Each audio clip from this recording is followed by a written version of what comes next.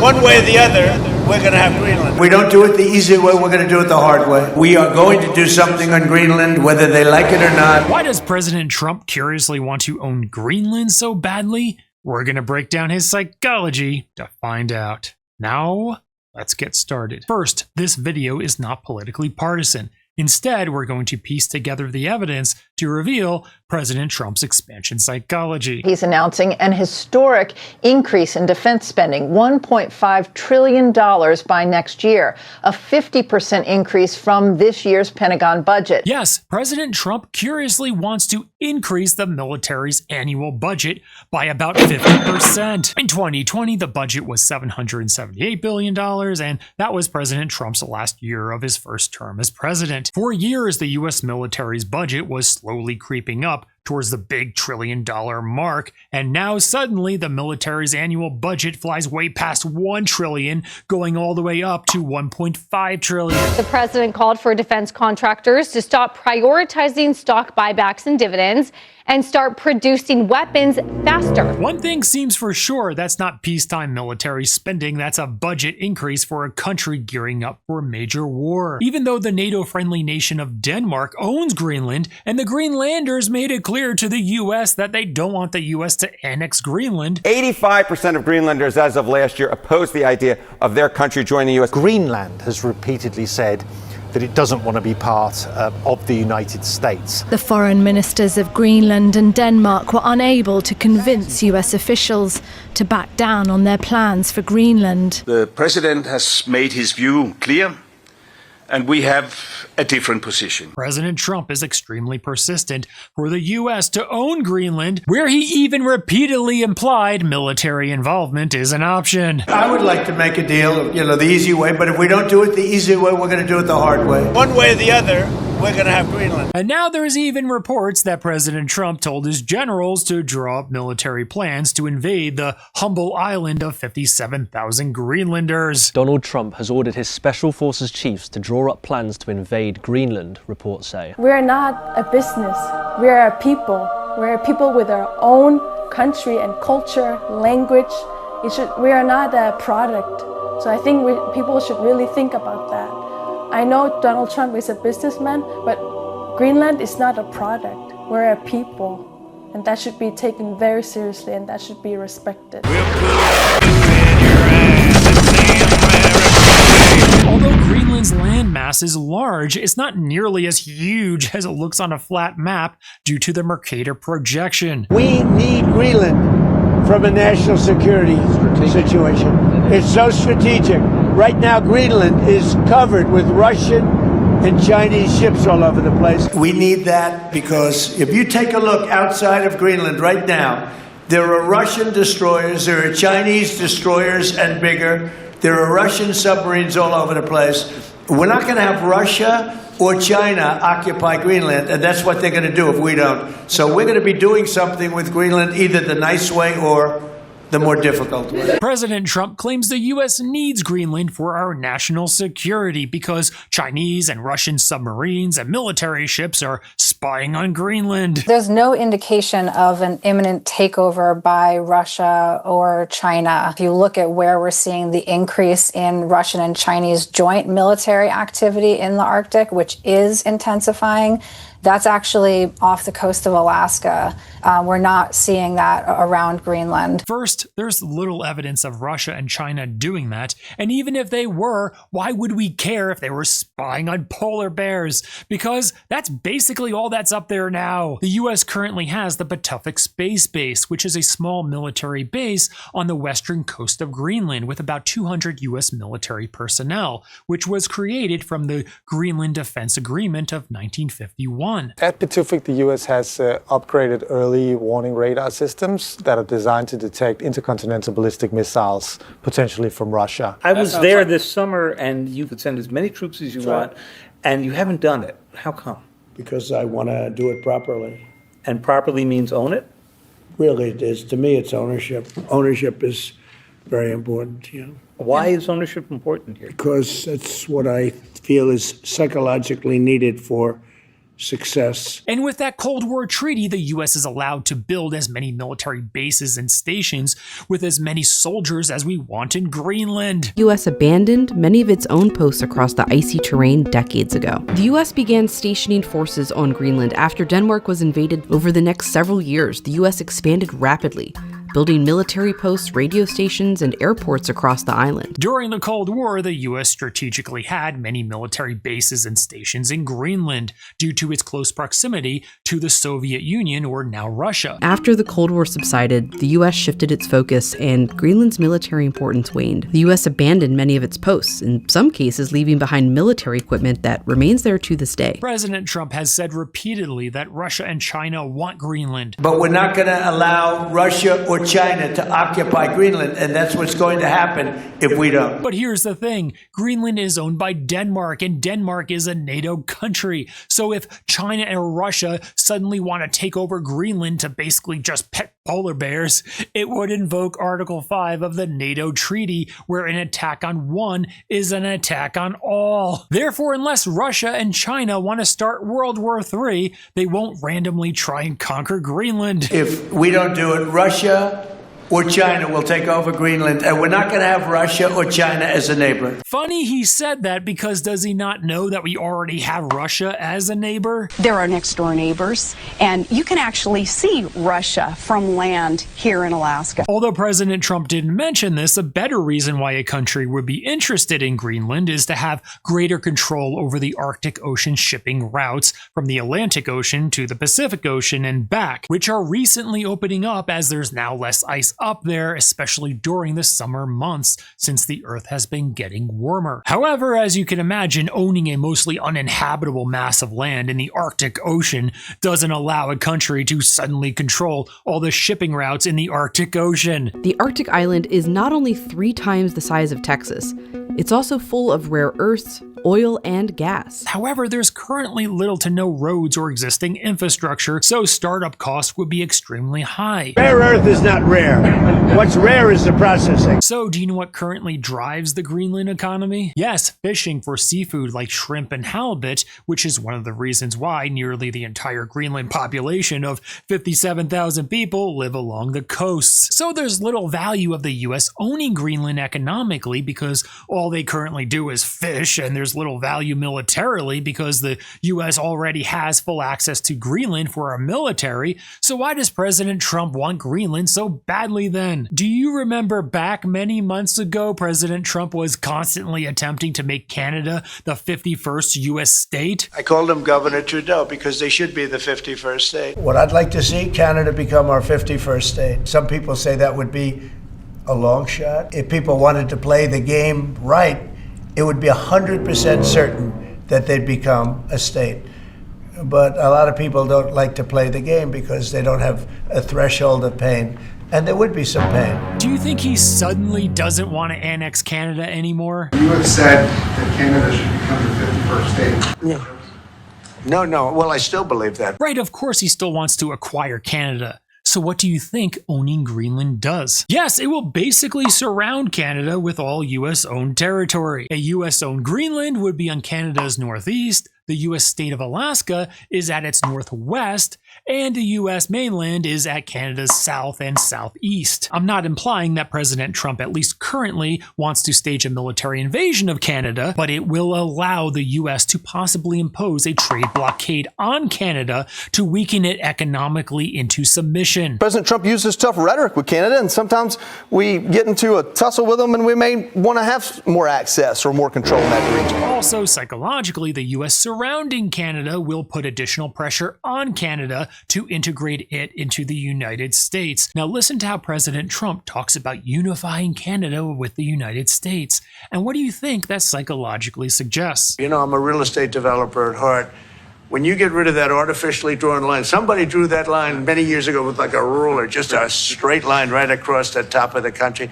When you look at that beautiful formation when it's together, I'm a very artistic person, But when I looked at that beauty, I said, that's the way it was meant to be. Yes, that psychologically suggests an idealization of unity. When a world leader talks about how it would be beautiful to have two countries unite without artificial lines, it's not for sale, won't be for sale, ever. It reflects a mindset that sees national borders as arbitrary and believes in a romantic idea of connecting two countries. But never say never. Never say never. Never say never. It also psychologically indicates a desire for legacy and control. Leaders who talk about unifying lands often want to be remembered as the person who redrew the map to make a mark on history. That's the way it was meant to be. The idea that it was all meant to be one implies that they are destined to be together, transcending humanity. It also hints at President Trump having a very simplified worldview where complexity of nations and cultures is reduced to the most basic aesthetics of what it simply looks like on a map, where he psychologically perceives a nation's borders as arbitrary lines rather than respecting their sovereignty, identity, and culture, meaning he values superficial continuity on a map over the complexity of national differences. This indicates that he is at least partially driven by a mixture of superficial idealism and personal ambition. And do you know what comparatively looks less beautiful? Yes, the US owning everything around Canada with a big hole in the middle called Canada. When you look at that beautiful formation of Canada and the United States, there is no place anywhere in the world that looks like that. It's so on Greenland? And then if you add Greenland, that's even. That's pretty good. If President Trump annexes Greenland, he may really increase the pressure on Canada to become the 51st U.S. state. One tactic President Trump may use is to give Canada a limited time offer to become a U.S. state, to create urgency and pressure for Canada to relent. And we've begun construction on what we call the Golden Dome missile defense shield. It'll be the most sophisticated in the world. Canada called me a couple of weeks ago. They want to be part of it. A hard time up there in Canada now because, as you know, with tariffs. Late today, he announced new punishing tariffs on an ally. As he says, he'll add an additional 10% tariff on some Canadian goods. We noticed he was using these strong-arm negotiation tactics last year, using high tariffs as leverage against Canada and missile defense as bargaining chips. Trump has now asked the Joint Special Operations Command to draft up plans for an invasion, insiders claim. But the Joint Chiefs of Staff on the ground are understood to be resisting plans, highlighting that such an invasion would be illegal and unpopular with Congress. Nobody's going to fight the United States militarily over the future of Greenland. 1 week later. You're looking at troops from Denmark arriving in Greenland's capital. Germany, France, Norway and Sweden say that they will also be sending troops to Greenland to beef up security. The arrival of troops is said to be in support of military exercises, but it comes as Donald Trump justifies calls for a US takeover of the territory. NATO countries, excluding the United States, have come together to allegedly form a military strategy to generally combat any near-term aggression in Greenland, because who would possibly invade those quiet, humble Greenlanders? I don't sleep very well because I'm afraid they have no respect for us, for my country, or for our country.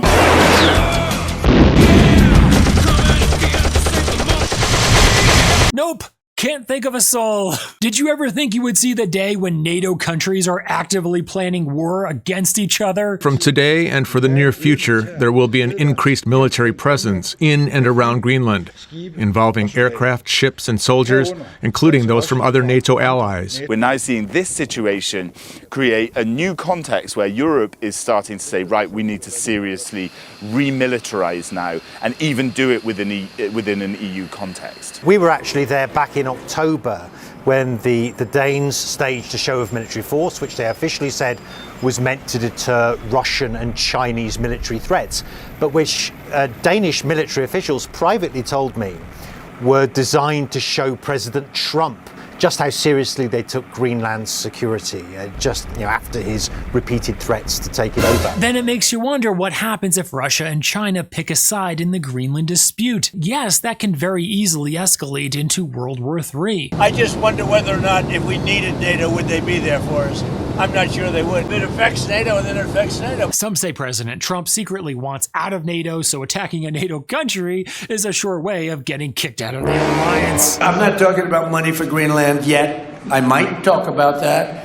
But right now, we are going to do something on Greenland, whether they like it or not. Also, President Trump, as much as he says that maybe he'll pay for Greenland, probably won't be able to pay for Greenland. Do you know why? Yeah, a majority of Congress would be needed to agree paying around $10 billion to 57,000 Greenlanders. So as you can imagine, getting a majority of Congress to agree to that would be surely difficult. So using the military or just the threat of military force will likely be a primary tactic of coercion. They're not for sale, ever, never, ever been, never will be. Is Greenland for sale? No, we don't want McDonald's here.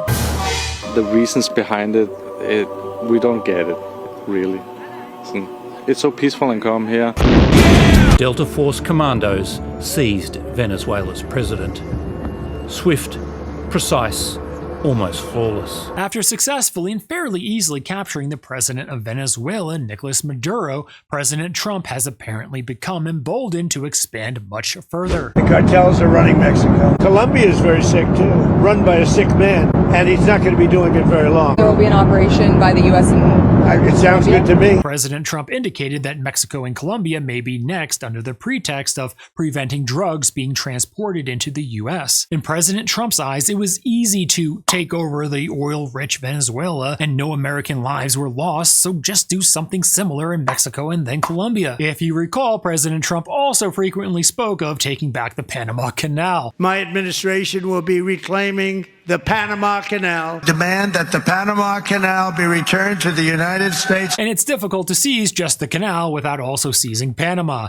So you know the country of Panama is also on his list. Panama's president responded to Trump's latest threat, saying, quote, "Every square meter of the Panama Canal and its adjacent areas belong to Panama and will continue belonging to Panama." President-elect Trump responded, posting on Truth Social, quote, "We'll see about that." Cuba looks like it's ready to fall. I don't know if they're going to hold out. We're talking to Cuba, and you'll find out pretty soon. President Trump also mentioned Cuba is going to fall without any military force due to Venezuela no longer supporting them, so he'll surely try to pressure Cuba to become a U.S. territory. Can you see how the dominoes are starting to fall and the pattern it's creating? Yes, it appears President Trump is interested in unifying the Western Hemisphere, both North America and South American continents, to be called the United States of the Americas. Also, based on the psychology we discussed prior of President Trump being fixated on geographic flow and unity. Beautiful formation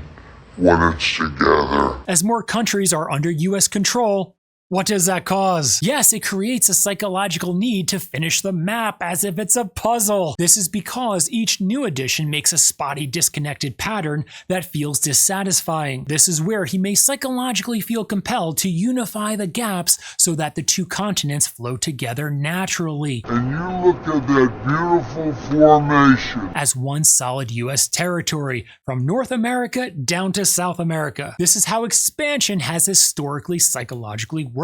You start with easier targets first to gain momentum, like Greenland that has a tiny population and is owned by faraway Denmark, and then as momentum is built, the more developed countries nearby like Canada can be easier to annex. Also psychologically, each success creates a sense of inevitability around the next one, so each new target doesn't feel as extreme. For example, when the Roman Empire first began, do you think they started out by conquering Spain? No, of course not. They started out by conquering their small neighboring Latin tribes around the city of Rome, which were easier targets and offered little resistance. These early wins normalized expansion, where taking the rest of the Italian peninsula felt like the next logical step. Once Italy was unified, larger powers like Greece, Spain, and Egypt were easier to conquer because psychologically, expansion had already become expected. Also, what comes with each newly conquered country?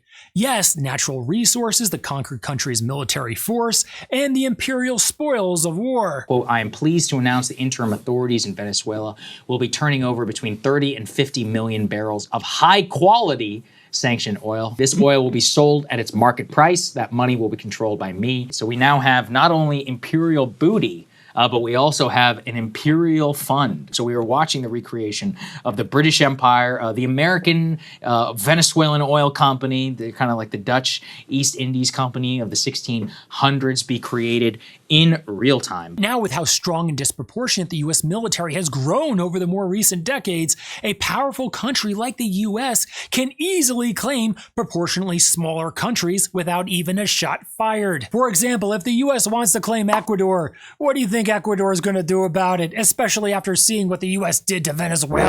A country like Ecuador is a sitting duck to be claimed by the U.S. if the U.S. wants to claim them. Essentially, the U.S. can go around, specifically the Western Hemisphere, country to country, and tap them on the shoulder with President Trump's naval fleet at their shore to claim each one, because which country is going to fight the U.S. military? Also, as of now at least, President Trump appears sensitive to losing U.S. military life, and surely knows he will lose public support if U.S. military life is lost. Given what has happened in Venezuela, the threats against Colombia, the discussions about taking Greenland, buying Greenland, however you're framing this right now, is there anything that you think can constrain your power on the world stage if you believe that something is against national security? Do you see any checks on your power on the world stage?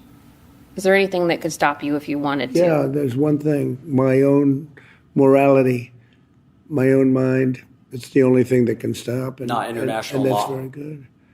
I don't need international law. I'm not looking to hurt people. Therefore, in his mind, at least currently, as long as he doesn't lose U.S. military life in the process, all he's doing is strong-arm deal-making, as if he's making real estate deals in New York City. You need ownership.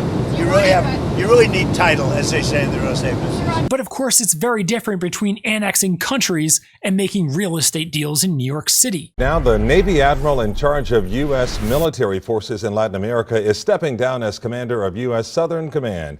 He is retiring 2 years earlier than expected. The admiral overseeing Southcom's massive deployment in the Caribbean, sourced reporting describing the admiral at odds with the plan of attack. In the past, the U.S. acted as the world's referee, where we would try to keep peace and stability in the world. But if the trusted U.S. turns into the clear aggressor, then what? Also keep in mind, no modern country's leader has ever publicly said, I want to conquer these countries because I want to build a personal legacy that will last through the ages.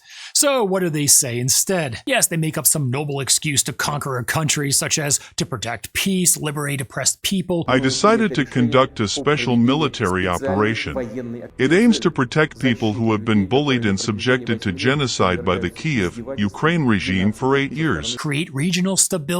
Another country will conquer them first and will use them against us. If we didn't do this, China or Russia would have done it. We don't take Greenland, Russia or China will. And if we didn't do this, China would have been there and Russia would have been there. Maybe they both would have been there together, but they're not going to be there now. Or the easiest, most common excuse is it's for national security purposes. To further enhance our national security, my administration will be reclaiming the Panama Canal. We need Greenland from the standpoint of national security. It's also very big for national security because, again, just like Greenland, we can't have China or Russia occupy Greenland. I may put a tariff on countries if they don't go along with Greenland because we need Greenland for national security. But of course, anything a country doesn't fully directly control can be framed as a risk to national security. I disagree with him. I don't know who he is. Don't know anything about him. Many of them have said that this is absolutely astonishing to them, that the United States president, who's trying and threatening to conquer their country, wouldn't even know who their prime minister is. But that's going to be a big problem for him. Historically, the incumbent presidential party loses House and Senate seats in the midterm elections, which would likely cause President Trump's party to lose power, becoming a minority party. But they say that when you win the presidency, you lose the midterm. He even warned his supporters that if his party loses in the midterms, he will likely be impeached by Congress again. You got to win the midterms, because if we don't win the midterms, it's just going to be, they'll find a reason to impeach me. I'll get impeached. However, which U.S. president's political party was the last one who actually gained U.S. House and Senate seats in that midterm election after their presidential victory? It was President George W. Bush in 2002. But why did his party gain seats? I can hear you, the rest of the world hears you, and the people who knocked these buildings down will hear all of us soon. Yes, it was because he was a wartime president after September 11th, 2001, resulting in a rallying around the flag effect.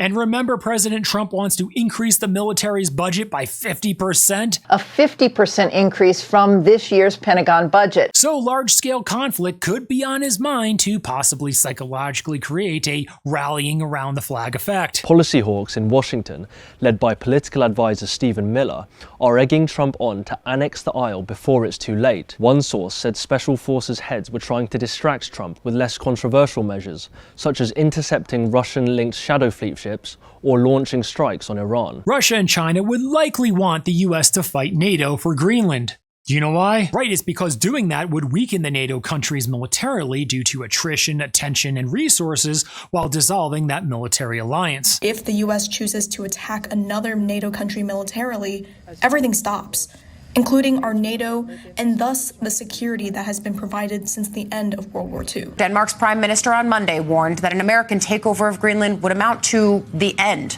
of NATO. Also, that would give Russia and China precedent to expand their countries too, where Russia can now claim ownership of their old Soviet Union territories, such as Poland, because the US was taking whatever territory they want. So how could the US then turn around and tell Russia to not do that themselves? But it's also because the US would not be defending countries like Poland anymore if the NATO alliance is dissolved. Also, then China can finally take back Taiwan militarily, which has been on their radar for over 70 years. If the US goes on a country claiming spree, it may cause Russia and China to naturally do the same to stay competitive and relevant. Beijing is sending a clear message to Australia. Australia is very much on the menu. Which will actually make it easier for the US to annex larger, more developed countries, possibly even those in Europe, because it can be proposed to them that they can either be safe as a US claimed territory or be left to Russia and China to claim them. As you can imagine, this type of world carving between powers will create instability,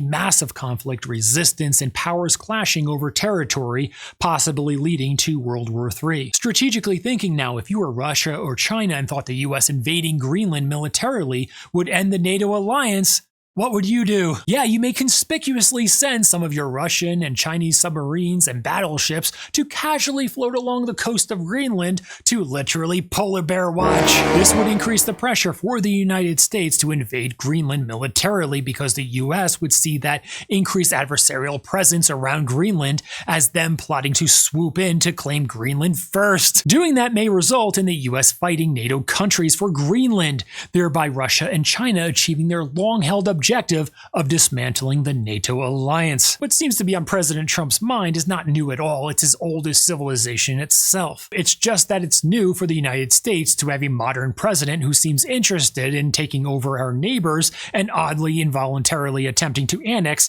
our longtime NATO ally. Should you sell it? Well, you've got the alternative is they take it. So Greenland's not for sale. It's their own country, so it cannot be bought. I mean, no offence to your fine military. Okay, why don't we just have a quick game? I'm just going to ask a question. Hands up, who has a military where they can't even afford blanks, they've just got to say bang? Yeah, it's you, isn't it? In the past, this type of ambition was pursued by kings, emperors, and dictators. However, with the spread of capitalism along with representative democracies, an ambitious leader can feel wealthy and powerful without having to physically conquer territories or start wars that are destructive to humanity. But then why is President Trump so psychologically interested in expanding US territory? Yes, legacy and self-validation. He already became a billionaire and now this is his second term as president, so he's scheduled to leave office in January 2029, where he's going to be 82 years old and in the twilight of his life. It appears he wants the legacy of creating an American empire, feeling like his memory, legacy, and work will live through the ages. As a businessman, it was written in his book, The Art of the Deal, I like thinking big. If you're going to be thinking anyway, might as well think big. And that fits within his behavior of attempting to expand U.S. territory. In business, growth organically and inorganically through making deals is often a metric of success. So it appears he's applying that idea to physically expand U.S. territory. However, this is not the game of business. Millions of people's lives, health, and well-being are at risk if there's instability in the world. And what's shady is that during his presidential campaign, do you remember him campaigning on expanding U.S. territory? Right, he never mentioned doing that. There is little to no support for using America's military to take Greenland. A new poll shows 86%, including nearly 70% of Republicans, oppose doing so. This naturally makes us believe that candidate Trump knew that expanding U.S. territory was extremely unpopular among the voters, so he seemed to strategically hide that part of his plan when running for president. Therefore, U.S. territory expansion is not part of his voter mandate. Also, it's kind of weird that candidate Trump campaigned on putting America first and not getting involved in foreign countries and foreign wars. However, what would President Trump likely say now why this foreign military involvement is actually putting America first to be great again? Right, annexing Greenland and fighting foreign wars is so our nation can be secure. Because if our nation's not secure, we can't be great. But wasn't national security the reason why the Bush administration told us why it was necessary for the U.S. to invade Iraq? Will not live at the mercy of an outlaw regime that threatens the peace with weapons of mass murder. The dangers to our country and the world will be overcome. Basically, getting involved militarily anywhere can be justified as critical for our national security, and was how the US got involved in many unnecessary foreign conflicts. Doesn't it seem like when presidents get elected, they can't help but to meddle in foreign conflict? It's apparently cheerleaded and pushed for by the Lindsey Graham warhawk politicians, because look how annoyingly giddy Senator Lindsey Graham is here for America to fight wars all over the world and expand US territory. We need Greenland from a national security situation. It's so strategic. Right now, Greenland is covered with Russian and Chinese ships all over the place. We need Greenland from the standpoint of national security. 2026 will be the year that we make Iran great again. When we do an operation like this, should it be bigger or smaller? I'm in the camp of bigger. Time will tell. I'm hopeful and optimistic that the regime days are numbered. A lot of people are sick of how politicians are so quick to send you and your family to fight a war they deemed necessary, but would never dream of sending their loved ones to the front lines to fight that so-called necessary war. Venezuela's in our area, the Monroe Doctrine. The Monroe Doctrine are now the Donroe Doctrine? President Trump never mentioned that before, and seems like warhawks like Lindsey Graham and other warhawks around him apparently introduced that idea to him, that the U.S. can basically do whatever they want in the Western Hemisphere as long as they call it necessary for our national security. That there's a Rocky Mountain black bear. My God, it's coming right for us! It was just sitting there. That there's just a technicality. Before we shoot something, we have to say, it's coming right for us. Also, it doesn't appear President Trump paid much attention in his high school world history class, because if he did, he would know that imperialism and colonializing faraway countries have consistently proven to be ineffective in the long term. Yes, it's because people in faraway conquered lands eventually resist being ruled and exploited by outsiders, no matter how powerful the conquering empire is at its peak. However, conquering lands actually becomes psychologically and neurologically addictive to the leader.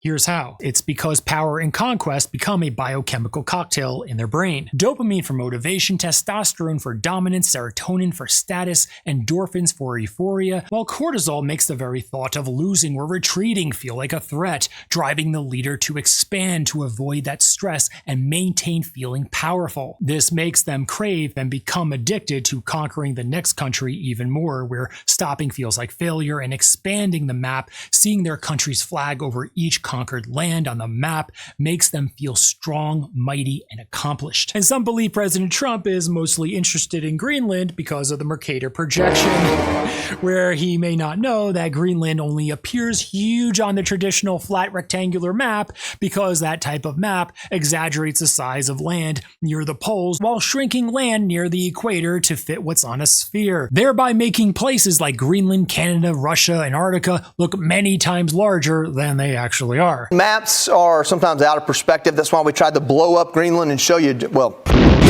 annexing Greenland appears to be an early stepping stone to build momentum to greatly expand U.S. territory in the Western Hemisphere, and also possibly other hemispheres around the world. Now in the comments, what do you think of the US expanding its territory to possibly become an American empire? Some people want the pride of growing a massive American empire throughout the world, while others have no interest in doing that. So let everyone know your thoughts in the comments below. Subscribe for more, and if you want exclusive content and channel perks, hit that join button now below, because your support makes all of this possible. The media is not asking President Trump enough big thinking questions to get him to reveal his plans to expand US territory. For example, they need to ask him what other countries in Central and South America would he like to annex. See you next time.